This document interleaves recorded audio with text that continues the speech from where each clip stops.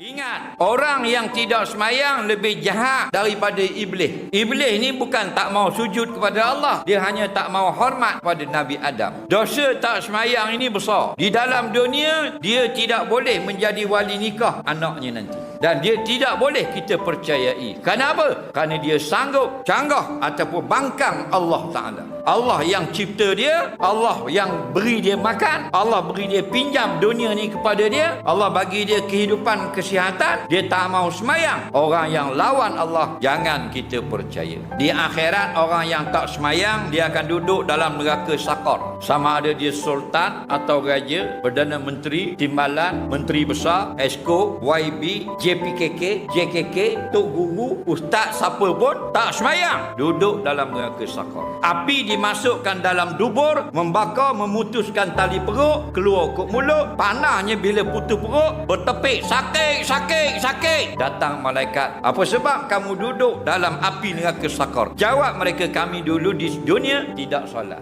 Jadi ada orang jawab, kubur masing-masing. Kalau kubur masing-masing memanglah betul dah, tetapi nak masuk kubur siapa yang uruskan? Adakah menggolek diri dari atas rumah masuk dalam kubur? Adakah kubur temu yang gali, mayat yang gali sendiri, ke orang hidup yang gali? Tahu tak? Orang yang tukang mandi, orang yang tukang kapan, orang pikul pula, lepas tu tak semayang pula, nyusah.